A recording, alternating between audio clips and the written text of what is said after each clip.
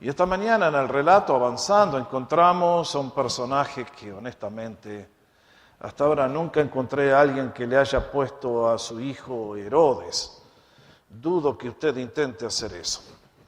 Vean ustedes. Marcos capítulo 6, versículo 14, comenzamos a leer. ¿Lo tienen? Muy bueno. Dice así. Oyó el rey Herodes la fama de Jesús, porque su nombre se había hecho notorio, y pensó para sí mismo, dijo, Juan el Bautista resucitado de los muertos, y por eso actúan en él estos poderes. Otros decían es Elías, y otros decían es un profeta o alguno de los profetas del Antiguo Testamento. Al oír esto, Herodes dijo, este es Juan el que yo decapité, que ha resucitado de los muertos. Porque el mismo Herodes había enviado y prendido a Juan. Y le había encadenado en la cárcel por causa de Herodías, mujer de Felipe, su hermano, pues la había tomado por mujer. Porque Juan decía a Herodes, no te es lícito tener la mujer de tu hermano. Pero Herodías le acechaba y deseaba matarlo y no podía. Porque Herodes temía a Juan, sabiendo que era un hombre justo y santo, y le guardaba salvo. Y oyéndole se quedaba muy perplejo, pero le escuchaba de buena gana.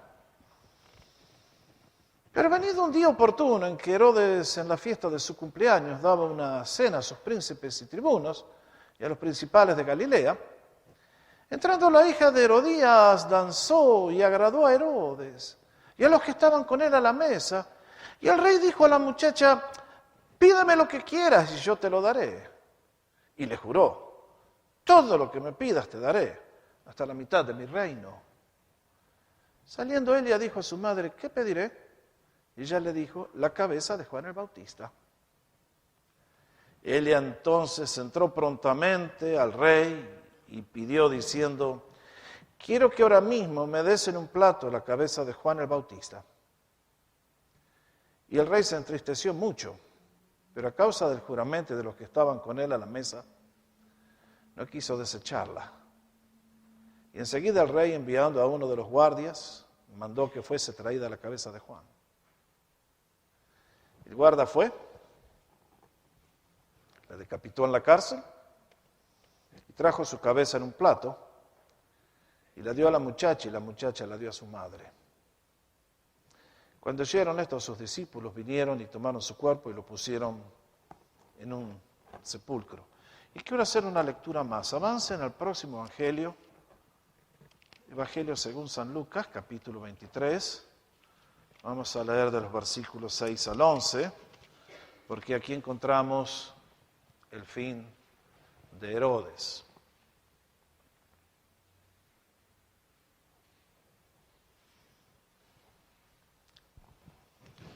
Dice así la palabra del Señor, Lucas 23, del 6 al 11. Tenemos que adelantar el cassette, el video, el DVD. Es el juicio del Señor, es el viernes de Semana Santa, el Viernes Santo. Jesús ha pasado ya por varios juicios burlescos. Y Pilato, como no sabe qué hacer con este prisionero, se entera que es de Galilea, entonces dijo, acaba el bulto, que lo agarre Herodes. Y leemos. Entonces Pilato, oyendo decir Galilea, preguntó si el hombre era Galileo. Y al saber que era de la jurisdicción de Herodes, le remitió a Herodes, que en aquellos días también estaba de visita en Jerusalén. Herodes, viendo a Jesús, se alegró mucho, porque hacía tiempo que deseaba verlo, porque había oído muchas cosas acerca de él y esperaba verle hacer algún milagro. Y le hacía muchas preguntas. Pero Jesús, nada le respondió. Y estaban los principales sacerdotes y los escribas acusándole con gran vehemencia. Entonces Herodes con sus soldados le menospreció y se burló, y vistiéndole de una ropa espléndida, una túnica de color púrpura, nos dice el otro evangelio, volvió a enviarla a Pilato. Y vaya, la miseria ama compañía.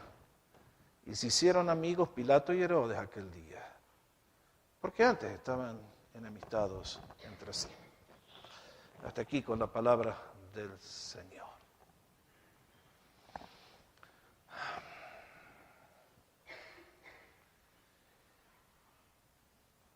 Los periodistas les preguntaron a los vecinos, díganme, ¿qué tal era don Adolfo? ¿Era buena persona? Y dijeron, sí, un vecino ejemplar, excelente persona, muy buen ser humano. Les continuaban preguntando, ¿y ustedes alguna vez se imaginaron quién era? Dice, jamás podríamos haberlo imaginado, ni sospechando. ¿Cómo? Yo no sé cuántos alcanzan a conocer la figura de don Adolfo y cuál era su historia. Don Adolfo vivía en Buenos Aires, en un barrio muy pobre. Y allí en calles de tierra y de barro, trabajaba en una fábrica alemana, excepto que don Adolfo, que era tan agradable y tan buen vecino, que se dedicaba a cultivar su jardín y a cuidar a sus animalitos, tenía un pasado escondido. Y era este que vemos en la foto. Don Adolfo era don Adolfo Eichmann. Y los judíos lo estaban buscando desde hacía 20 años. Porque este hombre, buen vecino y excelente persona, había sido el cerebro de Hitler para exterminar 6 millones de judíos. Había sido el que mandó con toda la brutalidad que ustedes conocen a los judíos a los campos de concentración y a la muerte. Y luego que la Segunda Guerra terminó, como el ejército argentino era todo nazi, allá se fue a esconder. Los judíos lo persiguieron durante 20 años, hasta que finalmente lo detectaron en Buenos Aires, y entonces cuando lo supieron que era él, fuera de toda duda, lo disfrazaron, lo tomaron, lo drogaron, lo metieron en un vuelo del AL y se lo llevaron a Jerusalén. Y allí fue sometido a un tribunal que lo juzgó por los cargos de genocidio y de las atrocidades que había cometido. Eso fue ya por el año 62, alcanzan a ver la foto, lo tuvieron que poner detrás de vidrios blindados para que nadie lo asesine antes de tiempo. Pocos días más tarde, Adolf Eichmann fue llevado a la horca. Pero lo que recuerdo patente hasta el día de hoy, porque yo tenía 13 años cuando ocurrió esta historia, es que la última entrevista que concedió antes de ir a la muerte, le preguntaron, ¿le acusa su conciencia? ¿Tiene remordimientos? Adolf Eichmann respondió, tengo perfecta paz. Si una persona puede asesinar 6 millones de personas y en el momento de la muerte puede decir tengo perfecta paz, es una ilustración perfecta del tema que quiero compartir esta mañana con ustedes y que viene de la palabra de Dios, es la historia de Herodes. Y es el peligro que tiene cada ser humano que vive en este mundo y es asesinar la conciencia que Dios nos ha dado. Déjenme decirles algunos hechos en cuanto a la conciencia. La conciencia es el testimonio de la existencia de Dios dentro de nuestro propio ser. Blaise Pascal, un sabio de hace 300 años atrás, decía, las dos pruebas mayores de la existencia de Dios son, por afuera, la gloria de la creación, por dentro, el poder de la ley moral. Cada ser humano que vive en este mundo tiene el testimonio de la existencia de Dios grabado aquí en el corazón, aquí en la mente, mediante la conciencia. Dice la palabra del Señor en Romanos capítulo 2:15. Cuando habla de la ley que llevamos escrita dentro de nosotros, mostrando la obra de la ley escrita en sus corazones, dando testimonio a su conciencia y acusándolos o defendiéndolos sus razonamientos. Pablo está contestando la pregunta en esa carta tremenda, ¿qué pasa con aquellos caníbales que viven en Irian Jaya, en Indonesia, y jamás saben leer y no saben que hay una Biblia, no saben que hay un Dios? Y San Pablo contesta, ¿quieres saber qué pasa con ellos?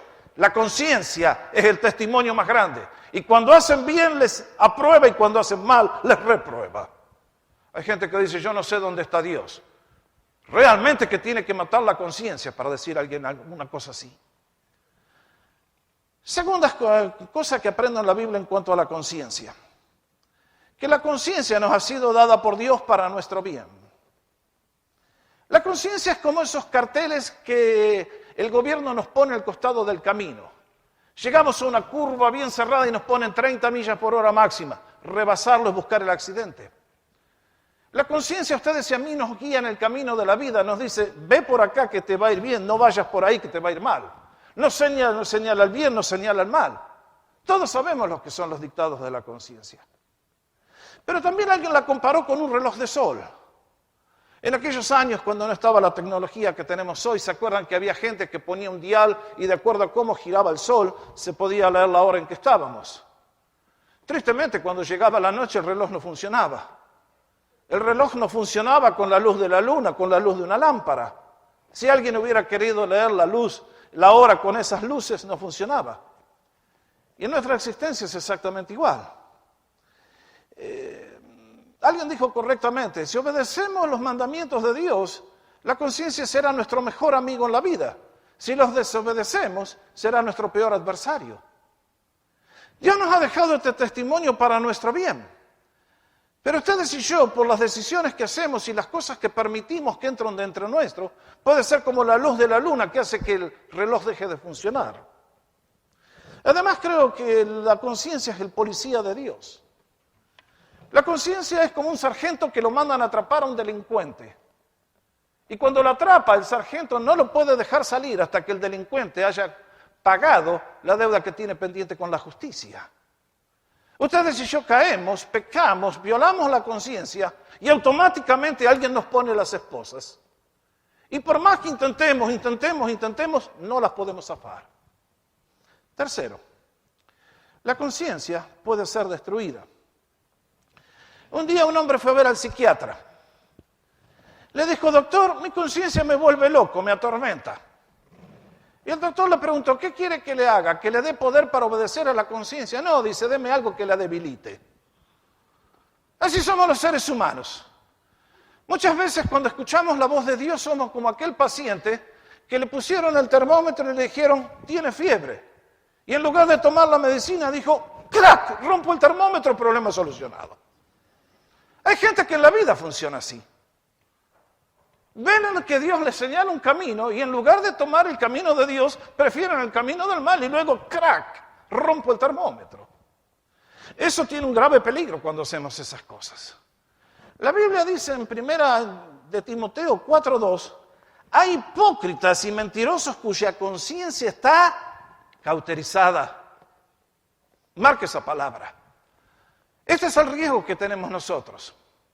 Que la conciencia nos habla y nos muestra el camino, pero llega un momento en que de tanto desoírla nos deja de hablar. Ustedes conocen, hay personas que viven al lado de la pista de un aeropuerto o que viven al lado del frigo y uno dice, estos son dementes. Mira el nivel de ruido que tienen. Ustedes y yo, si escucháramos aterrizar a los aviones, pero ¿cómo alguien puede vivir con semejante nivel de ruido? ¿Pero qué pasa? ¿Cómo esa gente vive ahí? Porque el primer día se tapan los oídos, el segundo menos, después viven y pasan los aviones por adentro del living y por el dormitorio y no los escuchan. Usted pone un despertador y el despertador a las 6 de la mañana pero si usted dice no te voy a escuchar más, después usted puede dormir sólidamente por horas y el despertador no lo despierta. Así es con la conciencia. San Pablo le decía a Tito, uno de sus discípulos, todas las cosas son puras para los puros, pero para los corrompidos e incrédulos nada es puro, pues hasta su mente y su conciencia están contaminados. Mis hermanos, qué tremendo. Este es un tema relevante, me parece. Para mí, por supuesto, ustedes no, porque ustedes no tienen este problema. Pero ustedes ven que la historia de Herodes es la historia de un ser contemporáneo como ustedes, como yo, queridos. Y por lo tanto ahora los invito a mirar a Herodes en la forma en que destruyó su conciencia. Y créanme que acá no estamos para juzgar a Herodes, sino para aprender de sus errores y evitar nosotros lo que él cometió. Déjenme presentarles entonces al primer personaje. Juan el Bautista, la víctima inocente. Este es un hombre notable. Tiene aproximadamente 33 años de edad en el día de su muerte. Este era el chico del milagro. Sus padres eran viejos y no podían concebir, y un día Zacarías estaba allí en el templo ministrando porque era sacerdote y un ángel se apareció. Y le dijo: Zacarías, vas a ser padre. Zacarías no creyó y el ángel le dijo: Zacarías, te quedas mudo hasta que el chico va a nacer. Y así nació Juan el Bautista, de padres mayores.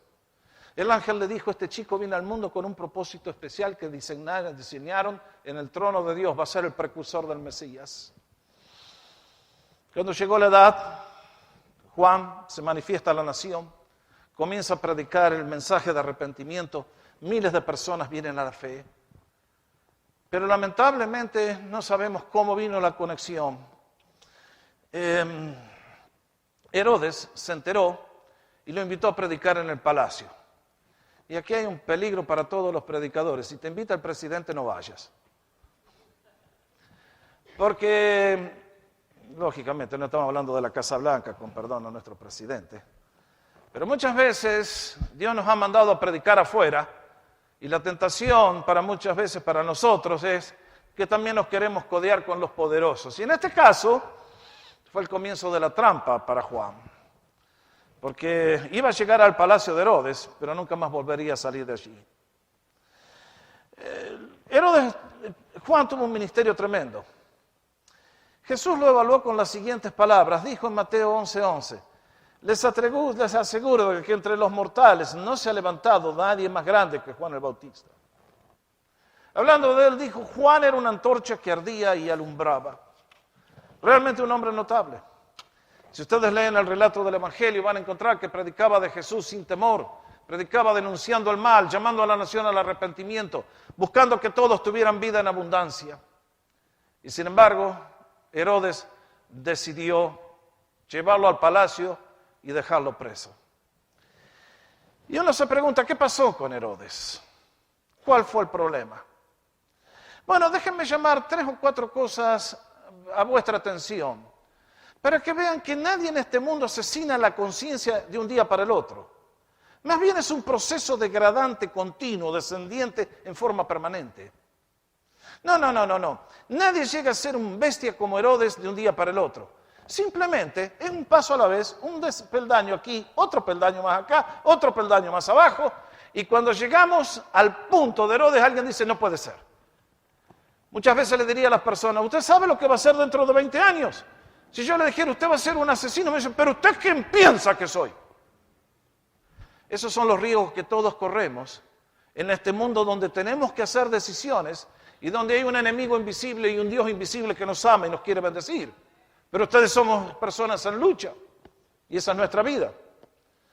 Vean en primer lugar, en los versículos 14 al 16 que leímos juntos en Marcos, yo encuentro a un hombre atormentado por la conciencia. ¿Cómo dice allí el Evangelio?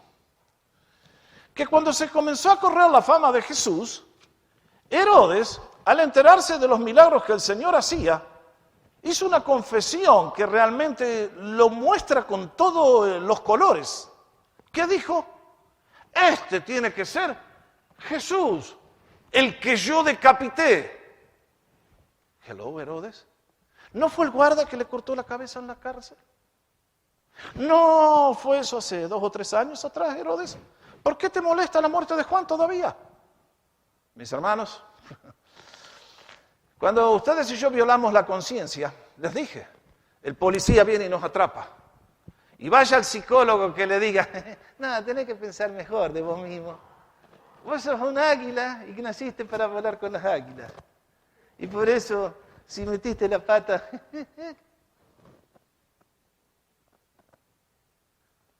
Dios tiene una conciencia y le habla a usted, señora. Me habla a mí, Señor. Y cuando nosotros violamos los mandamientos de la conciencia, no va a haber poder que nos va a librar de las esposas y de la cárcel hasta que vengamos a Dios en arrepentimiento completo, en quebrantamiento genuino y pidamos su perdón. Porque cuando nosotros violamos la conciencia, violamos la ley de Dios. Todo pecado no es una violación de la conciencia. Es una violación de este libro bendito que Dios te ha enviado para tu bien y para mi bien y que nosotros preferimos quebrantar porque amamos más el pecado que la santidad de Dios. Aquí tienen el testimonio de un hombre atormentado, ha hecho una obra nefasta y ahora todavía le pesa. Y cuando se encuentra con algo que no puede explicar, la culpa le atrapa y dice, tiene que ser Juan el Bautista que ha resucitado. No, era Jesús. Juan el Bautista está en la eternidad. La obra que él hizo ya no puede ser para atrás. No way. Y entonces permítanme explicarles cómo es que Herodes descendió al punto en el cual destruyó su conciencia. Porque lo que le pasó a Herodes es lo que le pasa a usted, me pasa a mí, nos puede pasar a todos, a los niños jóvenes, a los mayores, a todos. ¿Cómo descendió Herodes al punto en el cual destruyó su propia vida? ¿Cómo hizo para destruir su alma? ¿Cómo hizo para echarse en el infierno? Aquí tenemos en esta historia todos los pasos, si usted lo quiere ver. Primero, Herodes destrozó su conciencia y su vida y su alma por las relaciones ilícitas. Versículos 17 al 19. Porque el mismo Herodes había enviado y prendido a Juan y lo había encadenado en la cárcel por culpa de Herodías, mujer de Felipe su hermano, pues la había tomado por mujer. Y Juan le decía, no te es lícito tener la mujer de tu hermano. Mis hermanos, la historia es larga. Si usted quiere saber cómo todo este nudo, este laberinto, vaya al internet, ponga Herodes y va a encontrar todo el desastre de la familia de Herodes. El padre de este monstruo fue Herodes el Grande. Así se puso el título él. Era el que estaba en el reino cuando llegaron los magos buscando a Jesús. Y como tenía miedo que le quiten el trono, ordenó, ¿qué cosa? A todos los niños menores de 2 años, por la duda que tuviera alguien que le quiera competir en el trono. Por la duda que no le robaran el trono, mandó ordenar la muerte de varios de sus hijos. Entonces, así que los historiadores decían, es mejor ser el perro de Herodes que un hijo suyo. Los perros llegaban a viejos, los hijos morían. Yo no sé cómo sobrevivió este Antipas, así se lo llama en la historia. Lo cierto es que ahora está él sentado en el trono, y de tal palo, tal astilla. Y Herodes tiene varios hermanos, y para hacer la historia corta, un día va a visitarlo a Roma, conoce a la esposa, le gustó, le echaron el ojo, empezaron un affair, y de vuelta se fueron los dos para Jerusalén. Y allá se va a encontrar con Juan el Bautista, que en lugar de ser como los políticos de este país, decidió ponerle el dedo en la llaga como buen profeta que era. Ustedes saben, hay muchos predicadores que en el día de hoy son como ese político que le preguntaron, oiga, ¿usted qué dice de la pena de muerte? Y el político dijo, bueno, algunos de mis amigos están a favor de la pena de muerte. Otros están en contra de la pena de muerte y yo estoy a favor de lo que hacen mis amigos.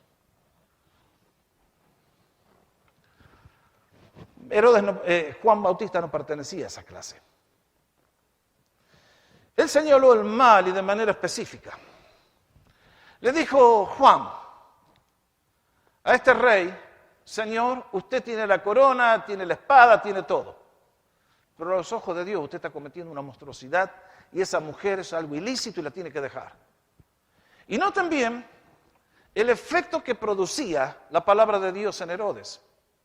Porque leemos aquí que escuchaba a Juan de buena gana y lo tenía por un hombre justo y santo. Sabía que Juan no era un comerciante. Sabía que en Juan no había cosas turbias y escondidas. Sabía que Juan era sincero y que le estaba predicando para su bien. Pero las relaciones ilícitas.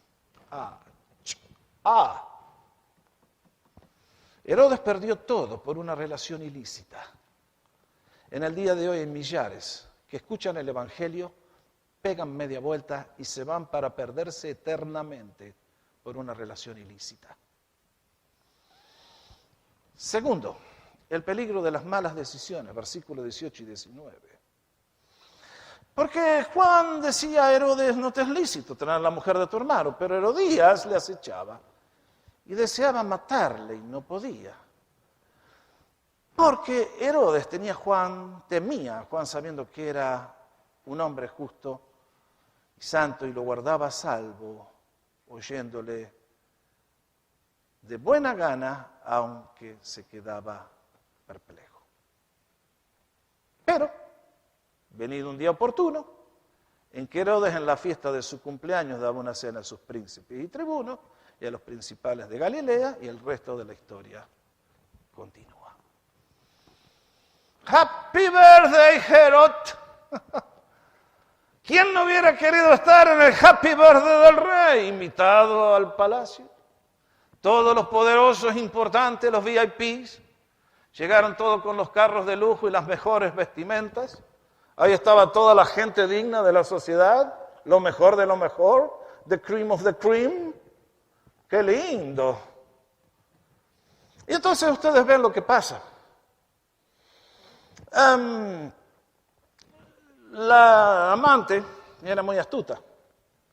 Y vaya madre que generó semejante hija, ¿no es cierto? Pero esas madres existen en el día de hoy. En la comunidad de Pasadena estamos llenas de esas madres, que prefieren que su hija sea una prostituta en Hollywood que antes una mujer que vaya al cielo. Ya, está lleno. Y después vienen a llorar, que les va mal. Pero en este caso la manda a que baile. Y ustedes se imaginan lo que habrá sido la danza de esta niña. Ahí están todos los hombres con el vaso de whisky en la mano. Y ustedes saben lo que pasa, ¿no es cierto? Happy birthday, ¿qué tiene de malo? Es cultura, es sociedad, todos lo hacemos, todo está bien. ¿Por qué son tan aguafietas? Usted, pastor, es medio pasado de moda, usted es medio rompe, ¿eh? Mira, hermano, yo disfruto los niños, los cumpleaños, las piñatas, pero muchas veces en los cumpleaños, en tantas cosas, le damos lugar a cosas que no deben entrar, y bajo la influencia de ciertas drogas que alteran la mente, la gente hace cosas que jamás pensaron que iban a hacer. Y entonces encontramos el peligro de hablar a la ligera, el peligro de la relación ilícita, de una mala decisión, que es meter a Juan en la cárcel. Y ahora, cuando aquella niña baila, Herodes, este sí que era hispano, bien macho el hombre, ahí prometió delante de todos, niña preciosa, pídeme lo que quieras, la mitad del reino te doy. Y nunca se imaginó lo que le iban a pedir. Pensó, esta me va a pedir un carro del año, esta me va a pedir un crucero por el Mediterráneo, pero la niña, instruida por la serpiente de su madre, pidió la cabeza de Juan el Bautista. Y ahora Herodes tenía un problema y tenía que hacer una decisión. Y era una decisión costosa. Y sabía que Juan era un hombre bueno, santo y justo que hablaba para su bien. Pero el ego masculino, eso que Dios nos ha puesto a todos los hombres ahí, que guarda con tocarle el ídolo al monstruo. Y en este caso Herodes va a hacer una decisión que jamás pensó que haría en su vida. Y es que finalmente, frente a aquella niña a la cual ha prometido que le va a dar lo que le sea, hace la decisión impensable. Lo cual me lleva al cuarto peligro, y es el peligro de la presión de grupo. Por favor, abran sus Biblias, vamos al libro de Proverbios capítulo 1. Quiero que todos leamos esta mañana lo que dice la Biblia en cuanto a la presión de grupo. Este es un párrafo importante para usted, papá, con ese adolescente que quiere hacer las cosas que van en contra de Dios y usted no sabe cómo manejarle. Léale el párrafo que les voy a leer ahora. Busquen Proverbios capítulo 1, por favor.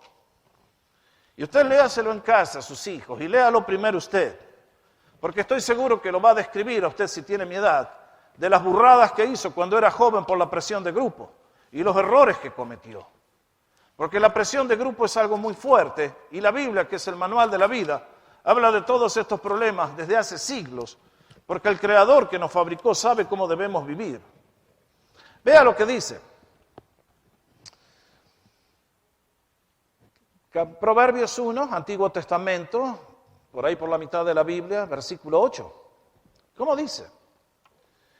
Oye, hijo mío, la instrucción de tu padre y no desprecies la dirección de tu madre, porque adorno de gracia serán a tu cabeza y collares de perlas a tu cuello.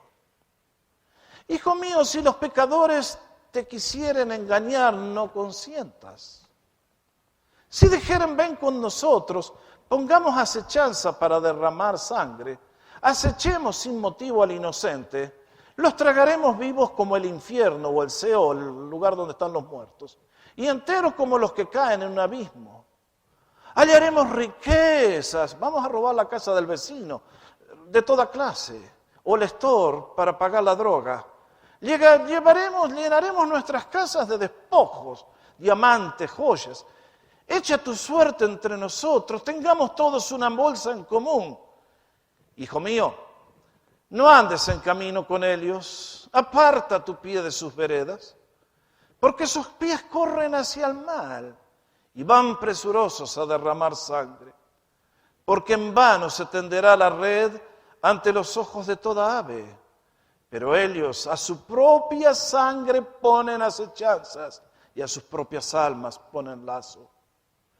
Todos tales son las sendas de todo el que es dado a la codicia, la cual quita la vida a los que la poseen. Marque ese párrafo en su Biblia, hermano. Léalo repetidas veces, señora. Grábelo en el corazón. Llévelo a la práctica. En este caso, la presión de grupo. Por no quedar mal delante de los amigotes de parranda, Herodes hizo la acción impensable. Y entonces, ¿qué leemos de Herodes? Bueno, que esa noche, me imagino, algunos habrán dicho, ¡ay, qué mal gusto, qué regalo tan feo pidieron de cumpleaños! La cabeza ensangrentada de un pobre desgraciado que murió en la cárcel. Y bueno, habrá dicho otro, todos los pastores hay que hacerle lo mismo que a Juan el Bautista. Hay que cortarle la cabeza a todos porque nos hacen la vida miserable. Bien hecho. Excepto que Dios estaba mirando toda la escena. Y a los ojos del Creador nada pasa por alto. Y todas las cosas están desnudas y abiertas a los ojos de quien un día tenemos que dar cuentas. Y el día para Herodes llegó mucho antes de anticipado.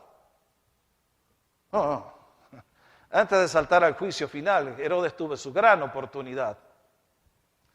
Llegó el día cuando el Señor Jesús tenía que poner su vida en el Calvario para perdonar su pecado y el mío. Llegó el día cuando el Cordero de Dios tenía que ser sacrificado para limpiarlo a usted y a mí de nuestra maldad y de nuestro pecado. Y ocurrió a través de toda la escena y los sucesos históricos que ustedes y yo conocemos.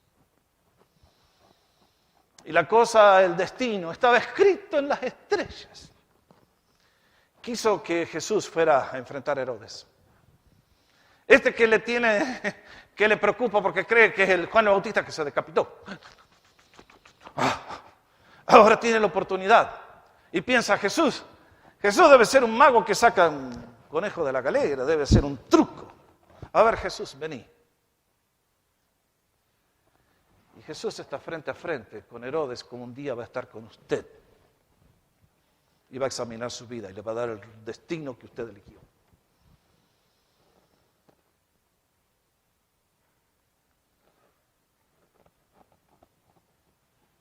Y entonces Herodes comenzó. A ver, Jesús, ¿vos qué decís de la vida eterna? ¿Qué dice la Biblia y el Antiguo Testamento? ¿Dónde está la prueba de que Dios existe? Y me imagino las preguntas del zángano este. ¿Y qué dice la Biblia? ¿Lo quiere leer en voz alta, joven? ¿Lo quiere escuchar usted que no me escucha? Jesús no le respondió palabra. Ahí está. La condenación le llegó a Herodes antes que el día del juicio final. Si ustedes y yo a la voz de Dios la silenciamos con un hacha, Dios no es tu alcahuete o tu sirviente para que te venga a servir de nuevo a ti. Dios es Señor. Bendito sea su nombre y debe ser respetado y honrado. Herodes selló su suerte. Y nos dice que junto con Pilato, otro genio, otro contemporáneo de los que no pisan la iglesia, porque todo está bien y tienen una carrera política que hacer. Se hicieron amigos. Qué linda amistad. ¿Cómo quisiera ir a donde están ahora Herodes y Pilato regocijándose? ¿Saben dónde están? Este libro tiene la respuesta. Y Herodes la regó completamente, mató la conciencia. Y uno dice, ¿cuáles son los desafíos para ustedes y para mí? Déjenme darle dos a ustedes y a mí que vivimos en este siglo XXI, el siglo de las luces y de la religión. En primer lugar, quiero advertirles a todos el peligro de la religión contemporánea. El doctor Martin Lloyd-Jones, a quien considero mi mentor particular, mi maestro que me enseñaba las clases después de ir a la escuela, decía, la gran mayoría de religiones contemporáneas tienden a calmar la conciencia en lugar de despertarla y producen una sensación de satisfacción personal y falsa seguridad en lugar de darnos una idea de nuestra indignidad delante de Dios. ¿Tenía razón el doctor? Absolutamente.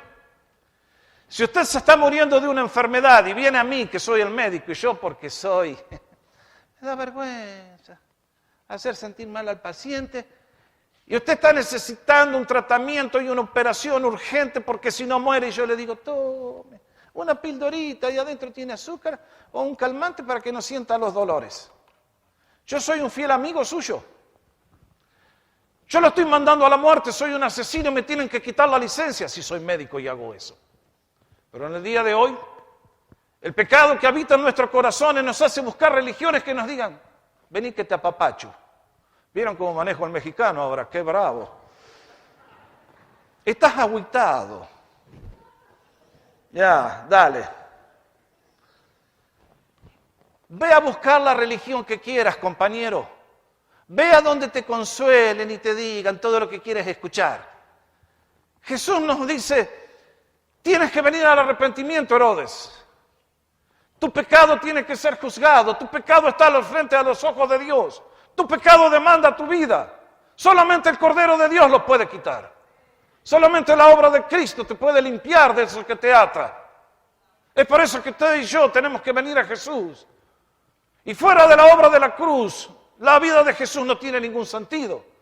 Él tenía que morir para que nosotros no tuviéramos que morir. Él tuvo que pagar el precio para que ustedes y yo no lo tuviéramos que pagar. Pero toda alma que pecare, esa morirá, dice la Biblia, y ustedes y yo morimos y luego tenemos el juicio. Guarda con las religiones que nos prometen todo está bien, y todo está bien, y todo está bien, y todo está bien.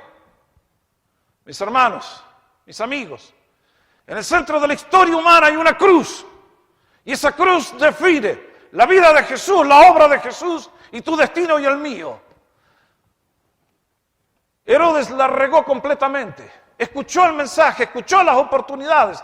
¿A cuántas personas Dios les ha hablado, nos ama, nos llama, nos dice, te quiero salvar, te quiero dar un comienzo nuevo, te quiero llevar conmigo? Pero la obra nefasta del pecado ha sido tan profunda, extensa y duradera que es imposible controlarlo y nos domina y nos enceguece y nos pierde. Así le pasó a Herodes, así le pasa a millones en el día de hoy. Cuidado con las religiones que prometen paz y paz cuando no hay paz. A todos los jóvenes, mayores, a todos que les estoy predicando en este día, les recuerdo, busquen la verdad. Y cuando la encuentren, no la vendan por nada. Porque muchos engaños hay en el día de hoy. Segundo desafío. ¿Te habla tu conciencia todavía? ¿Te habla tu conciencia todavía? Adolf Hitler ya no le hablaba más. Adolf Eichmann, perdón. Llegó un momento que mató 6 millones de personas y dijo, tengo perfecta paz. Oh, Adolf, te vas a ir a encontrar con el otro Adolf. Mis hermanos, hay un versículo en la Biblia que a mí me causa escalofríos, me pone la piel de gallina. Génesis 6:3. Es cuando Dios, antes del diluvio, dice, no contenderá mi espíritu con el hombre para siempre, porque él es carne. Hay un momento cuando Dios dice, ya te hablé mucho, ya te di todas las oportunidades, tú no respondiste, no contenderás mi espíritu para siempre contigo. Eso sí que es bravo, cuando Dios finalmente nos abandona.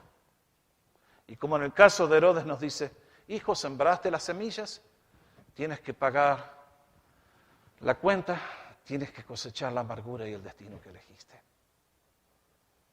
Por el contrario, en este día cuando la gracia de Dios está con nosotros y la misericordia del Señor es tan abundante y tan buena y tan generoso que sea, quisiera terminar con esto que dijo el Señor Jesús, que está allí en Juan capítulo 12, versículos 35 y 36.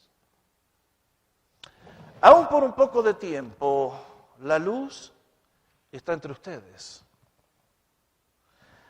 Avancen entre tanto que tengan luz, para que no les sorprendan las tinieblas. Porque el que anda en tinieblas no sabe a dónde va. Entre tanto que tienen la luz, este es Jesús en medio de la nación y en medio de nosotros en este día, crean en la luz para que sean hijos de la luz. Tremenda la afirmación del Señor. Hoy es el día cuando la luz de Dios está con nosotros. Tenemos la luz de su palabra.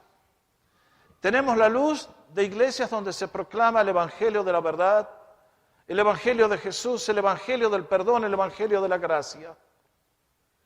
De que mediante un acto de fe una persona, la más caída, sea Adolf Eichmann o quien sea, si viene en arrepentimiento genuino a Jesús, va a ser perdonado. Herodes podía volver a Jesús, pero lamentablemente él no volvió. Pero si esta mañana predico, lo hago con la fe de que alguien que está aquí va a venir a Jesús y va a evitar el destino de Herodes. Si predico de estas partes es porque el peligro de Herodes lo tienen ustedes, lo tengo yo y lo vamos a tener hasta el último día. Satanás nos va a tentar y nos va a enredar de 1000 maneras distintas. Y es muy fácil un día hacer una mala decisión, una relación, ¡bum!, nos vamos. Mis queridos, entre tanto que la luz está con nosotros, creamos en la luz, creamos en Jesús, creamos en su palabra, creamos en su obra, creamos en su ser. Y de esa manera seremos hijos de la luz. Cuando Jesús evaluó a Herodes, antes de conocerla allí personalmente, dijo, vayan y díganle a la zorra esa. Esa es la opinión que Jesús tenía de Herodes. Que era un sinvergüenza barato, que ni siquiera un zorro, era una zorra. Un animal despreciable por lo cobarde porque vive de los huevos de los gallineros. Así lo evaluó Jesús a Herodes. ¿Cómo te evalúa a ti y a mí? Era el rey, pero Jesús lo evaluó de otra manera. Mi deseo para todos ustedes es que nos evalúe como evaluó a Juan el Bautista. Él era antorcha que ardía y alumbraba. Y de los hombres nacidos de mujer no hubo mayor que él en toda la historia. Eso es lo que podemos ser por amor de Jesús y por el poder de Jesús. Es por eso que la Biblia siempre nos confronta con la gran decisión. Y yo me alegro por todos los que están aquí y los que están mirando que ya han hecho esta decisión y han hecho la excelente decisión. Y le han dado a Jesús el primer lugar y le han venido a la luz para que la luz les haga personas transformadas y radiantes. Y ese es el Cristo que hoy predicamos, para que todos los que quieran vengan a la luz y sean hijos de la luz. Qué privilegio el nuestro de predicar un mensaje semejante. Cristo está aquí y con él todo es posible, las puertas de la esperanza están abiertas, aún para el peor de los Herodes, si viene a Jesús en arrepentimiento y con fe. El Señor bendiga a su pueblo. Vamos a ponernos de pie para orar.